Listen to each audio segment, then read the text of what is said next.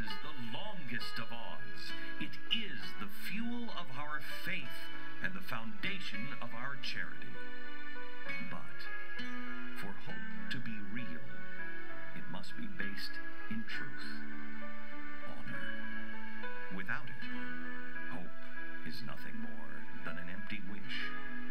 Truth, honor, virtues that today, right now, seem to be in very short supply. Truth, honor. Our history is chock full of brilliant men and women whose integrity and courage gave birth to this glorious republic. Men and women whose actions radiated hope throughout this great land of ours. But where have they gone? Where is George Washington or Sam Adams of our generation? Where is another Thomas Jefferson or Abraham Lincoln? What has happened to truth, honor? Too often today, conversations in the White House or the halls of Congress are absent of any mention of the founders, any reference to the mandates of the Constitution. Too often, the insight of Washington, Adams, or Jefferson is being equally substituted for the honorless rhetoric of Geithners, the Dodds, Wrangels, and Franks.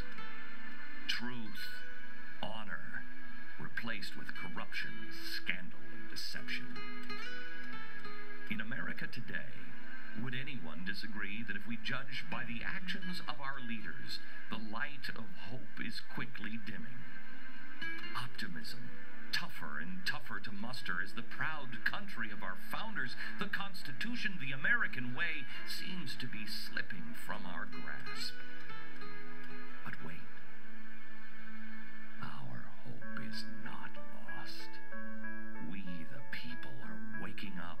America is waking up. We now realize what fundamentally transforming America really meant. That the change we were promised is not the change that we need. That our founders created a republic and a document in the Constitution that has, does, and will stand the test of time. It's not transformation that we need, but restoration.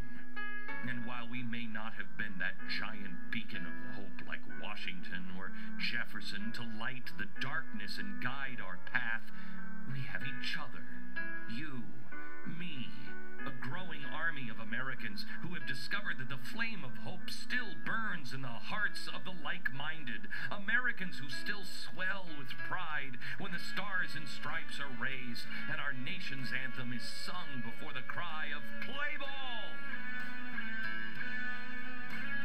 People who believe America is not just a country but an ideal, not perfect, but better than any other, and founded in righteousness, truth, honor, courage. People who have hope that life, liberty, and the pursuit of happiness will be just as relevant for their children and grandchildren as it is for them today.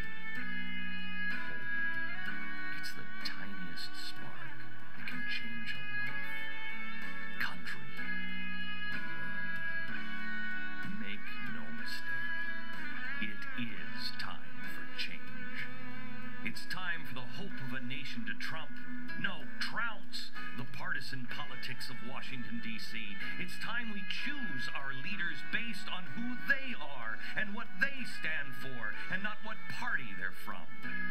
It's time, right now, for true Americans to give strong, full-throated voice to the real hope of this country, not the empty, false hope of a campaign slogan, but a loud cry for a return to our core, our foundation.